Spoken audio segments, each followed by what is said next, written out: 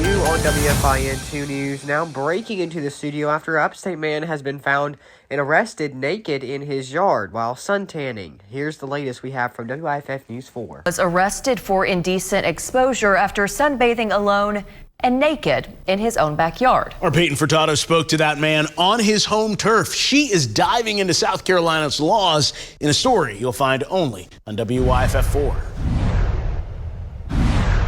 Privacy or public indecency. It's a fine line. Laying out in the sun, even in the nude, there's nothing wrong with it. John Sullivan is a tad overdressed today. Normally, he works out and sunbathes in his backyard and Fountain Inn in a thong or naked and unafraid. When a male lays out in the sun, in the nude, his testosterone levels go up about 400 times. After an accident, he says his doctor recommended exercising and getting outdoors.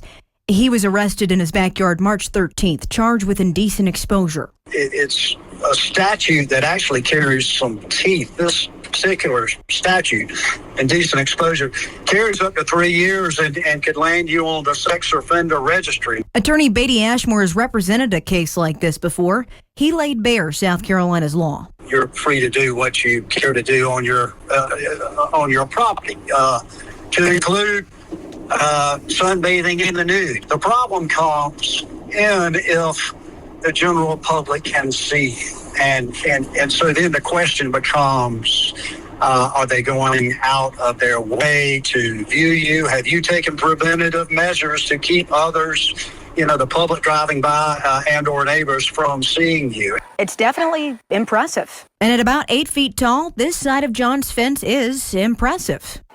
This side, however, not as much. Have you ever considered building a more solid fence over here so that no one can see you through that fence? I considered everything under the sun at any time, but this right here is $12,000. We tried to talk to neighbors